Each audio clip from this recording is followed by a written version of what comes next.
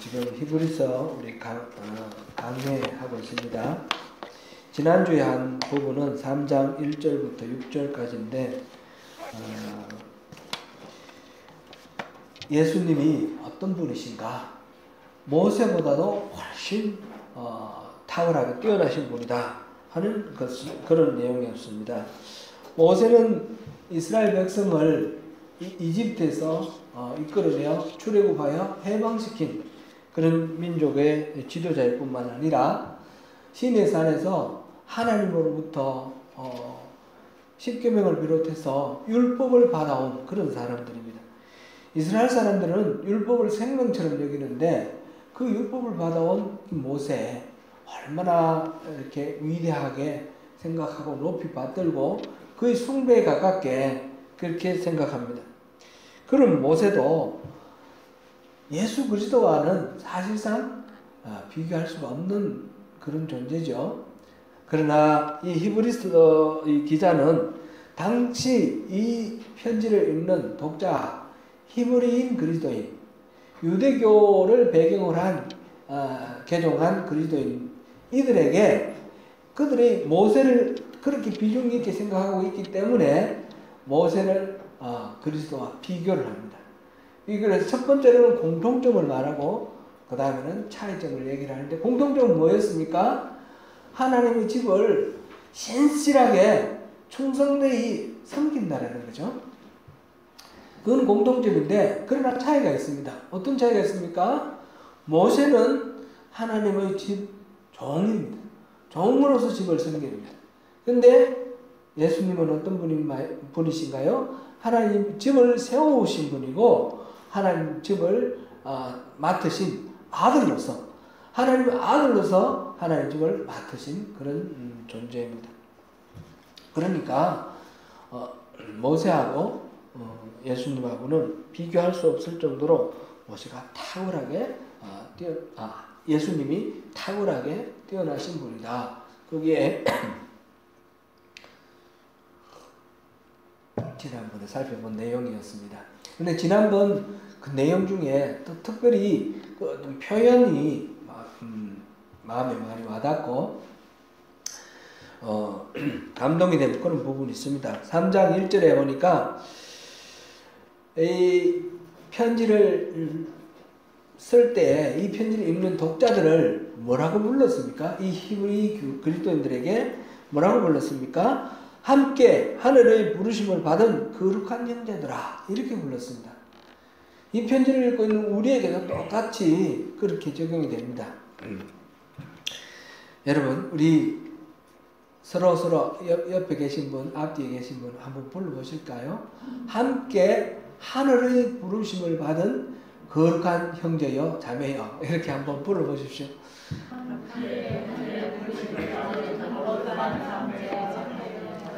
자, 앞으로 여러분들은 그렇게 부르겠습니다. 그리고 히브리서 기자는 우리 교회를 말하기를 그리스도의 집이다 그렇게 표현을 했습니다. 여기서 집이라는 말은 빌딩이 아니고 패밀리, 가정이라는 그런 뜻이다 그랬죠. 바로 우리가 그리스도의 식구라는 것이 그리스도의 그리스도의 가족입니다. 그 그리스도가 그렇게 신실하게 충성되이 돌보는 책임지고 돌보는 가족이 바로 우리라는 것입니다. 우리가 그리스도의 집이라는 것은 어떻게 알 수 있죠? 우리가 그 소망의 확신과 자랑을 끝까지 붙잡으면 끝까지 잡고 있으면 우리가 그리스도의 집이다 그랬습니다. 이것은 그때 사과의 비유를 들었습니다. 사과 열매가 맺히면 그때 사과나무가 되는 것이 아니라 사과나무라면 열매를 맺는다 그런 뜻으로 열매를 맺으면 사과나무다 이렇게 말한다고 그랬죠. 그러니까 우리가 그리스도의 집이라면 우리가 소망의 확신과 그리고 그 자랑을 견고히 끝까지 붙들고 있을 것이다. 그렇게 우리가 살펴봤습니다. 오늘은 그 부분에 대해서 연장선상에서 우리가 견고히 잡고 있는 것, 그 믿음을 견고히 붙드는 것에 대해서 계속해서 살펴보겠습니다. 오늘은 본문이 좀 길었는데 그 이유는 이 전체가 하나의 경고로서 내용이 통일성이 있기 때문에 그렇습니다.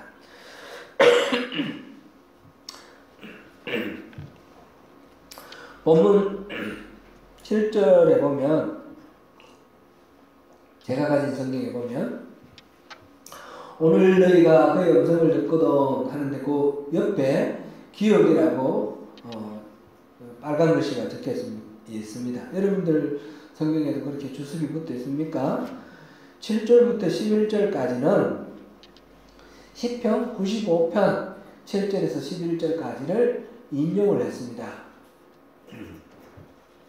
그 시를 인용하면서 7절 시작하기를 그러므로 성령이 이르신 바와 같이 이렇게 했어요.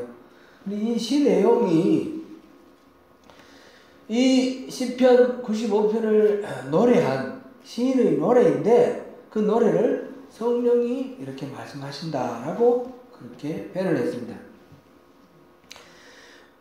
그것은 마찬가지로 이 시인이 노래한 것이 성령인 것처럼, 성령이 말씀하신 것인 것처럼 히브리서를 읽는 독자들에게도 이게 성령이 말씀하시는 것이 되고, 이것을 읽고 있는 우리에게도 성령이 말씀하시는 것으로 그렇게 받아들여지기를 그렇게 말씀하시는 것이다 라는 것이죠. 여기서 성령이 이르신 바와 같이, 우리말로는 좀 과거 같은데 원래 시제는 현재입니다. 현재는 항상 그렇다는 거죠. The sun rises in the east.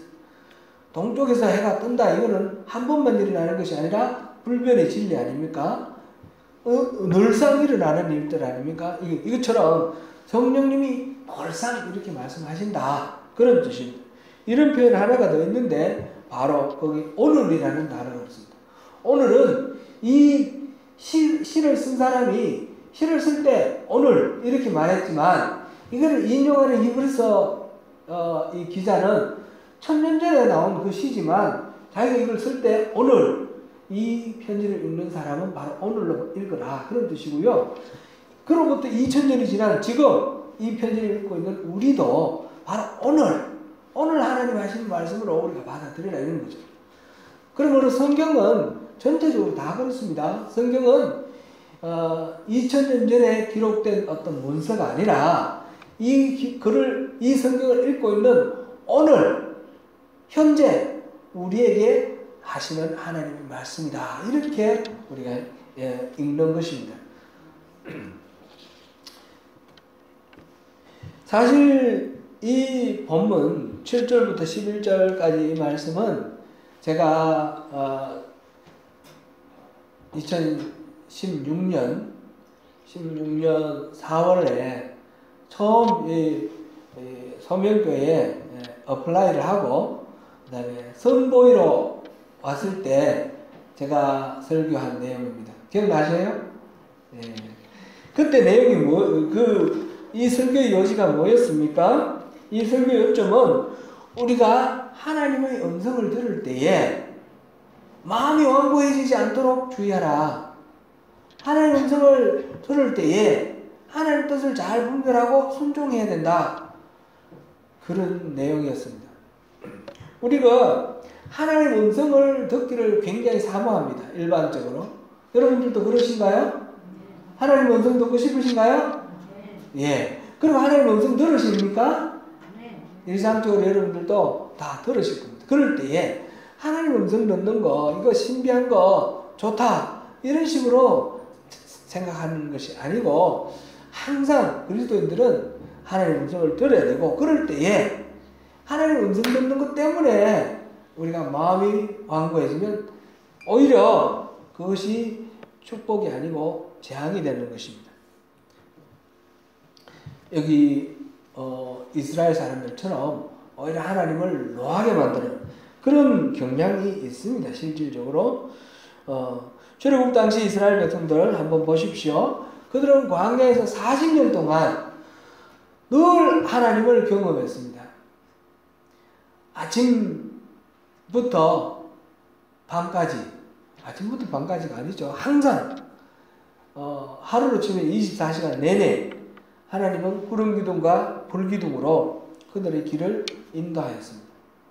매일매일 만나가 내렸습니다.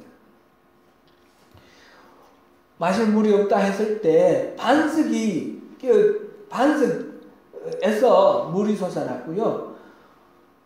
고기 먹고 싶다 그랬더니 날아가던 그 새떼들이 떨어져 가지고 메추라기가 떨어져서 먹고 싶은 말하자면 육식을 할 수 있도록 했습니다. 하나님은 계속해서 기적을 베푸시고 하나님 끊임없이 살아계시고 그들의 삶을 인도하였지만 그들은 끊임없이 하나님을 노하게 하였다 그랬습니다. 40년 동안 하나님을 노하게 했습니다. 그들이 달라 할 때 하나님은 주셨지만 하나님은 노하셨습니다. 그들은 미혹되고 마음이 완고해서 하나님을 노를 격동케 하는 그런 삶을 살았습니다. 여기서 완고하게 하다 하는 말이 8절에 마음을 완고하게 하지 말라 그랬는데 완고하다는 말이 뭡니까? 무슨 말입니까? 성격이 까다롭고 고집세다 그런 것입니다. 누구 말 안 듣고 자기 생각하는 대로 그렇게 고집을 피우는 것입니다.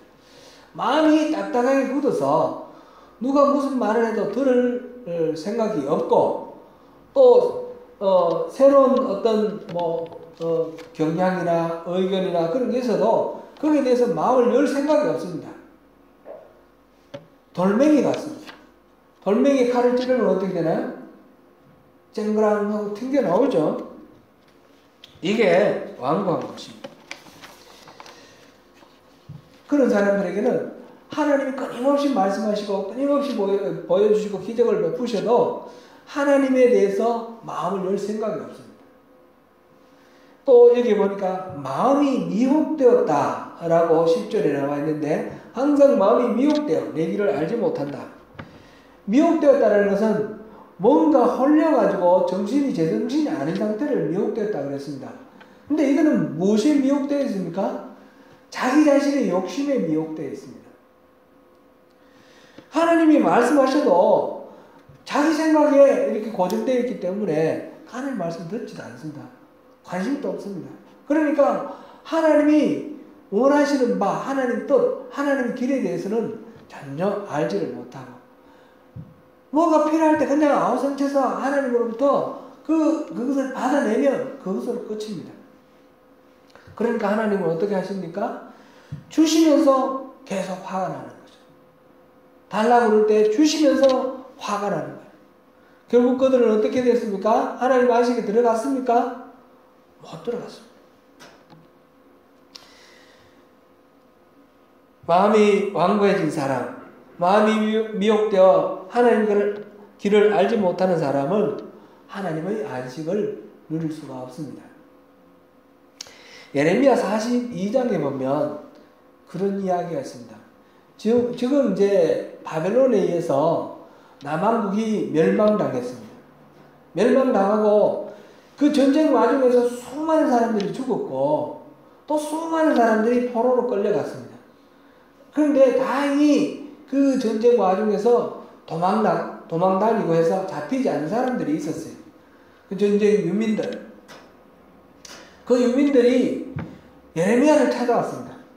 예레미야를 찾아와가지고 우리가 하나님 뜻을 듣기를 원합니다.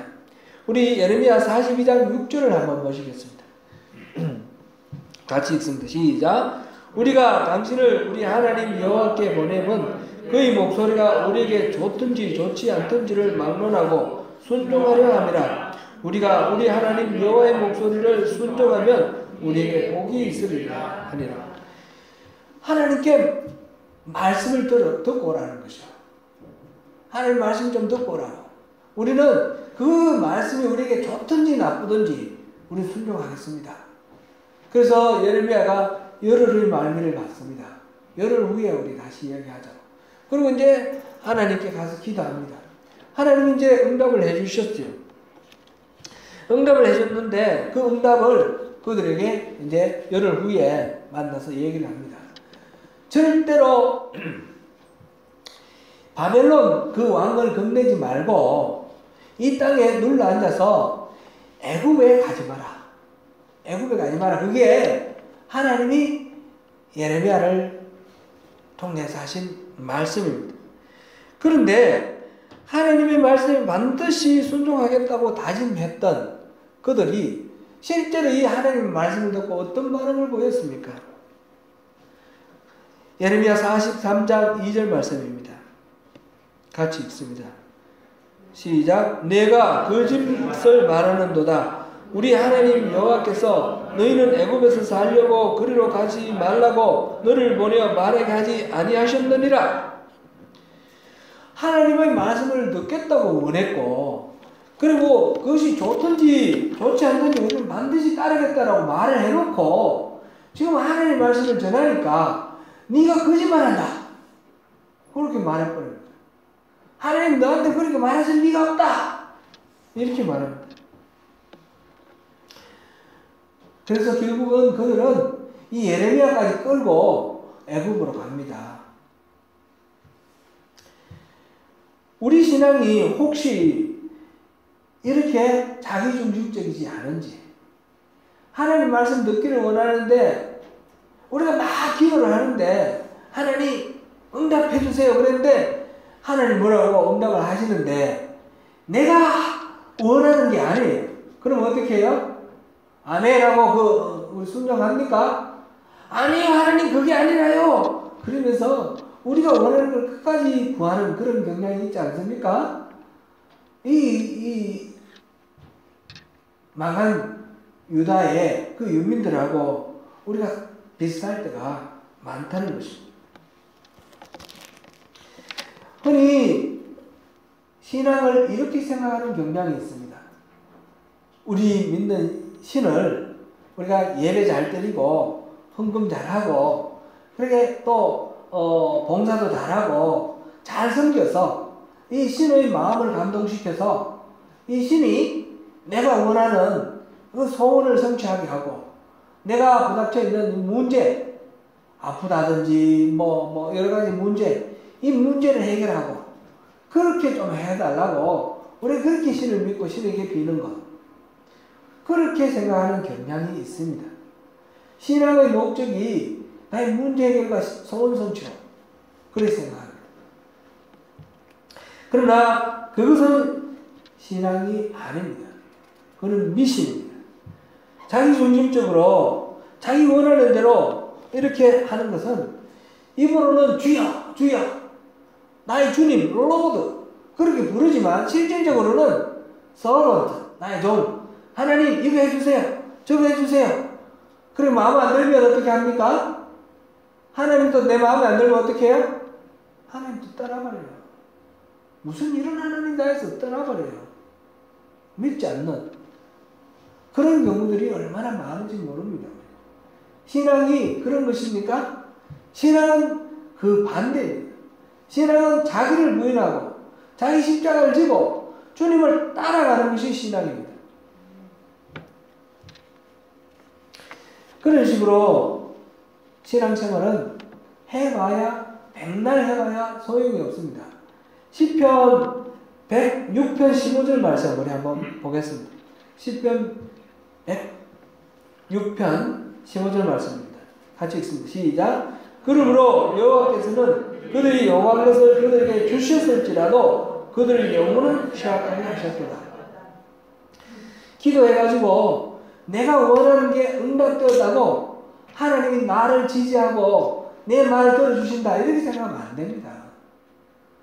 그 광야에서 40년 동안 하나님이 이스라엘 사람들이 원할 때마다 해주셨지만 그것이 이스라엘 사람들을 인정하고 지지하고 축복하는 것이 아니었습니다. 그럴 때마다 하나님은 가슴이 찢어지고 고통스러워서 화를 냈습니다. 경노하셨습니다. 그 화가 계속 쌓이면서 그들은 하나님의 안식에 들어갈 수 없게 됐습니다. 내가 원하는 바가 이루어졌다고 해서 하나님이 나를 지지하는구나, 잘못된 확신을 갖게 되면 오히려 하나님에게서 멀어지는 것입니다. 그렇게 되면 하나님의 뜻을 알 수가 없고 하나님의 길을 알 수가 없습니다. 그런 신앙으로는 하나님 안식에 들어가지 못합니다. 신앙은 그 반대라는 것. 사랑하는 성도 여러분, 함께 하늘의 부르심을 받은 거룩한 형제 자매 여러분, 혹시 믿지 않는 악한 마음을 품고 이렇게 살아계신 하나님을 잘못 이해해서 하나님께서부터 떨어질까 우리 조심을 해야 합니다. 히브리서는 로마 제국의 압제하에서 굴복하여서 그리스도를 유대교에서 계속해서 그리스도를 믿다가 다시 기독교인만 핍박받고 유대교인은 핍박을 안 받으니까 그냥 이 그리스도 믿는 것을 버리고 유대교로 돌아가는 그런 사람들이 많이 있었을 때, 이런 배도자들이 많이 있었을 그런 시대 상황을 배경으로 한다 했습니다. 그게 이제 아마 네로 이럴 때일 거라고 생각합니다. 그래서 이 히브리서는 관심이 배도하는 것입니다. 그래서 우리가 믿는 예수님이 어떤 분인지 분명히 알아라. 절대로 돌아가지 마라. 이 내용입니다. 그래서 5번의 경고가 나옵니다. 배도를 하면 어떻게 되는지 경고가 나오는데 2장 1절부터 4절 우리가 안 보고 건너뛴 부분입니다. 그리고 오늘 우리 본문 내용 3장 7절부터 19절, 그리고 5장 11절부터 6장 20절, 10장 19절부터 39절, 12장 14절부터 29절. 그러면 다 곧 나중에 가서 또 보면 되니까 외울 필요는 없고요. 5번의 이 경고가 나오는데 이거는 중간중간 예수님이 이런 분이다. 절대 돌아가면 안 된다. 예수님은 이런 분이야. 돌아가서는 안 돼. 이런 식으로 반복해서 그 메시지를 강조하고 있습니다. 히브리서 2장 1절부터 4절을 간단하게 살펴보면 우리가 들은 복음을 잘 운영하라 라는 것입니다. 그래서 헐러 떠내려가지 않도록 주의하라. 이제 강가에 나룻배를 묶어놨는데 이게 묶어놓은 줄이 풀리면 어떻게 되나요? 물결 따라 떠내려가죠. 이런 흘러 떠내려가는 것은 그런 것을 의미하는 것입니다. 우리가 신앙생활을 하다가 이 흘러 떠내려가 세상의 경류라든지 시류라든지 이런데 흘러 떠내려가서 우리 믿음을 잃어버리지 않도록 주의하라, 그런 내용이죠. 우리가 들은 복음은 큰 구원의 소식이다, 그렇게 말씀했습니다. 오늘 본문에서도 비슷한 표현이 나옵니다. 12절 우리 같이 읽어보겠습니다. 12절 시작. 형제들아 너희는 삶과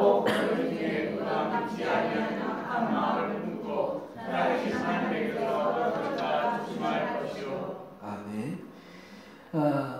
살아계신 하나님에게서 떨어질까 조심하라. 이게 이제 배도를 말하는 거죠. 배도.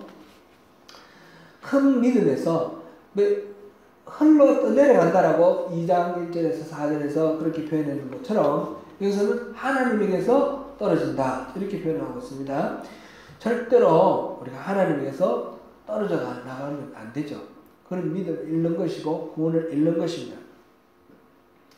13절 한번 보겠습니다. 시작. 오직 오늘이라 일컫는 동안에 매일 피차 권면하여 너희 중에 누구든지 죄의 유혹으로 완고하게 되지 않도록 하라. 죄의 유혹으로 완고하게 되지 않는다. 이거는 앞에서 우리 본 거 마음을 완고하게 하는 거, 마음이 미혹되는 거, 이거 그대로 이렇게 반복되어 나왔다고 보면 좋겠습니다. 자기 자신의 이익, 자기 자신의 욕망, 이것 때문에 미혹되고 그래서 고집이 씌어지고 다른 어떤 이야기도 듣지 않고 하나님의 말씀조차 듣지 않는 그런 마음이 아주 돌멩이처럼 딱딱해진 그런 상태. 그렇게 되면 어떻게 되나요? 그렇게 되면 결국 그거는 하나님에게서 떨어져 나가는 거죠. 이 구원을 잃은 상태예요. 그렇게 되지 않도록 피차스로 분별하고 매일매일 우리가 조심하자라는 거예요. 14절도 같이 한번 읽어보겠습니다. 14절 시작. 우리가 시작할 때 확신한 것을 끝까지 견고히 잡고 있으면 그리스도와 함께 참여한 자가 되리라. 하나님에게서 떨어지지 않고 죄에 미혹되고 완고해지지 않기 위해서는 어떻게 해야 되는가? 바로 우리가 시작할 때 확신한 것들을 끝까지 붙들고 있는 것입니다. 그렇게 할 때 그리스도와 참여한 자가 될 것이다. 이렇게 되어 있습니다. 죄의 유혹으로 우리가 시작할 때 확신한 것, 그것이 무엇이겠습니까? 그것이 바로 복음이겠죠. 복음을 듣고 우리 예수를 믿고 영접하여 구원을 받은 것입니다. 6절에서 지난주에 본 우리 6절에서 보니까 우리가 소망의 확신과 자랑을 끝까지 굳게 잡고 있으면 우리가 그리스도의 집이라. 그래서 그렇게 말했습니다. 소망의 확신과 자랑을 끝까지 굳게 잡고 있으라. 그랬고, 그렇게 우리가 복음을 듣고 그 예수를 영접하여 구원받은 백성이 된 그 상태, 그 구원의 확신, 그것을 흔들리지 않게 단단히 붙들고 있는 것. 그것이 바로 우리가 하나님에게서 떨어지지 않는 방법이고, 그래서 결과적으로 그리스도와 함께 참여하는 자가 됩니다. 그리스도와 함께 참여한다는 말, 이 말은 다양하게 해석이 되는데 그리스도와 동력자가 된다 이렇게 해석할 수도 있고, 또 그리스도가 하나님의 그 유업을 상속받는데 그 상속에 참여한다 이런 것으로 해석해도 되는데, 두 번째로 해석하는 것이 더 적절하겠습니다. 여기서 우리가 그 처음 시작할 때 잡았던 것, 그것을 끝까지 잡고 있으면 우리 마침내 끝에 마지막에 가서 그리스도와 함께 하나님의 그 유업을 우리가 상속받는 그런 그 일에 우리가 공유할 수 있게 된다. 그런 뜻입니다. 말하자면 우리에게 주시는 하나님의 선물에 대한 약속의 이야기입니다.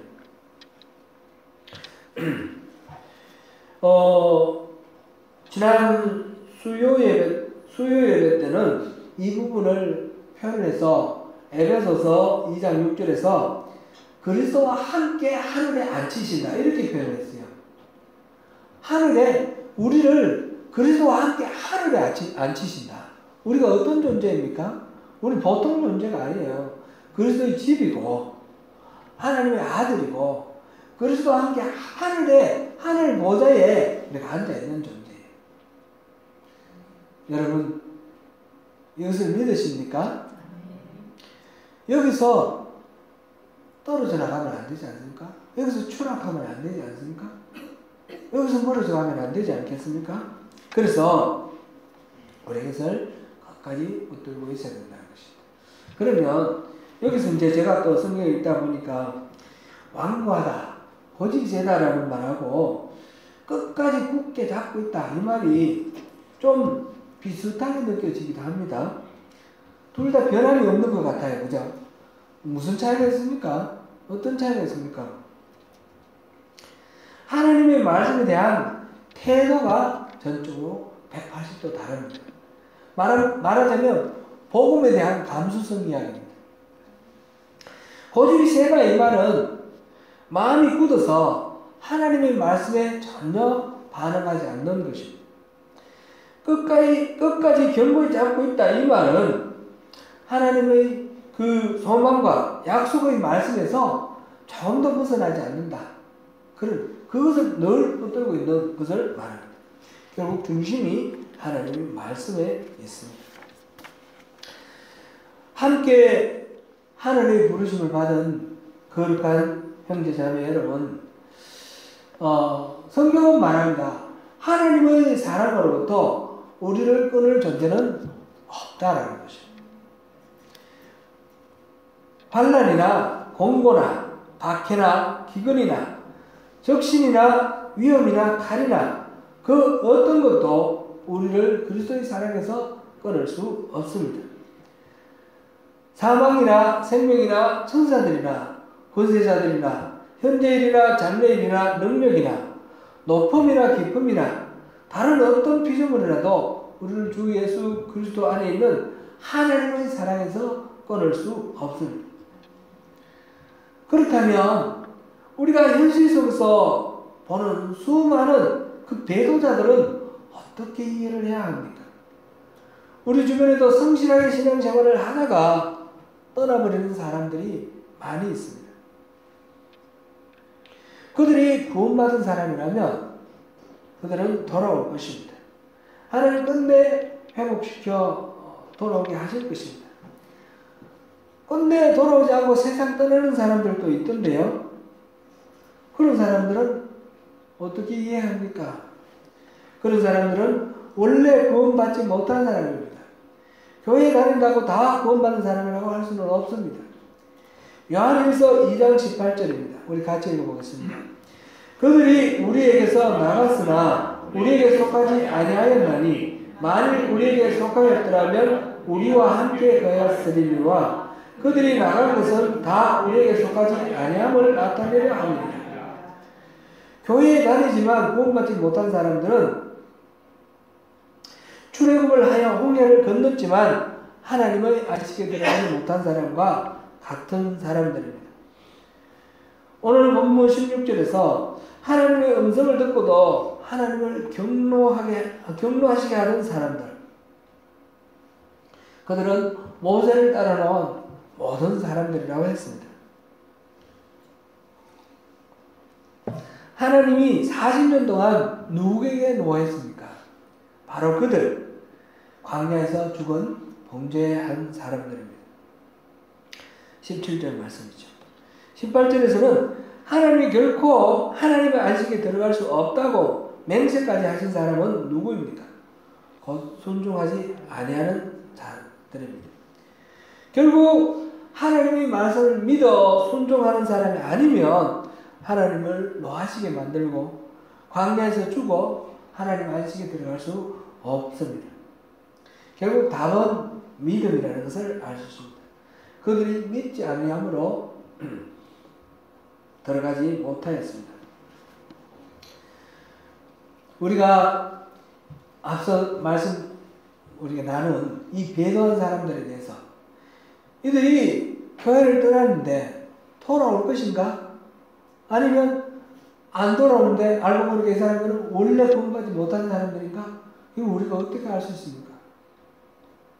그거는 우리가 알 수가 없습니다. 하나님이 예정하셨고 선택하셨고 구원하기로 작정하셨으면 끝까지 버리지 아니하실 것이다. 그런데 내가 그런 사람인지 아닌지는 어떻게 합니까? 그건 알 수가 없습니다. 알 수 있는 유일한 방법은 내가 믿음을 가지고 있느냐 없느냐, 내가 하나님의 그 복음을 붙들고 있느냐 없느냐, 그렇지 않느냐, 그것입니다. 사과나무라면 사과가 열리게 되어 있습니다. 결국 답은 믿음입니다. 믿음이라는 것은 단지 예수님이 하나님의 아들이라든지 예수님이 우리의 구세주라든지 우리를 위해 십자가를 지고 죽으셔서 뭐라고 우리 죄가 용서되었다라든지 이런 사실을 믿는 것, 그것이 믿음이 아니라 했습니다. 곧 믿음은 지적 동의가 아닙니다. 귀신도 예수님에게 하나님의 아들이라는 것을 알고 그렇게 말을 했습니다. 또 믿음은 자신이 바라는 대로 반드시 이루어질 거라고 생각하는 그런 자기 확신, 그런 것이 아닙니다. 믿음은 무엇입니까? 믿음은 하나님을 신뢰하고 순종하여 자기 인생을 거는 것입니다. 하나님이 들려주신 그 복음의 가치관대로 매일매일 살아가는 것입니다. 6절에서 말하는 그 소망의 확신과 자랑을 끝까지 굳게 잡고 있는 것이며 14절에서 말하는 것처럼 시작할 때에 확신한 것을 끝까지 견고히 잡고 있는 것입니다. 그러므로 믿음으로 견고히 선 사람에게는 하나님께서 돌 같은 마음을 제거하고 살코기 같은 부드러운 마음을 주겠다라고 약속하셨습니다. 에스겔 11장 19절 말씀입니다. 그 마음 속에 새 영, 성령을 주시겠다고 하셨습니다. 그렇게 하나님의 백성이 된 자만이 하나님의 안식에 들어가고 그리스도와 함께 참여할 수 있습니다. 우리 세미영 집사님이 한 7년이나 하셨나요? 교회를 못 가셨던? 10년이요? 다시는 그렇게 하지 마세요. 하나님이 분명히 우리 세미영 집사님을 선택하시고 예정하시고 선택하셔서 구원하셨기 때문에 그죠? 다시 오셨습니다. 그렇죠? 다시 오셨습니다. 너무너무 기쁘게 생각하고 축복합니다. 이 믿음을 그러니까 10년 동안 교회 못 나오시면서 늘 마음에 죄책감이 있었다라고 말씀하셨어요. 그 말씀이 바로 하나님이 주시는 마음이죠. 하나님이 계속해서 나에게로 오라 말씀. 물론 집에서도 기도하시고 하나님께 따로 혼자 예배하셨을지도 모르겠습니다.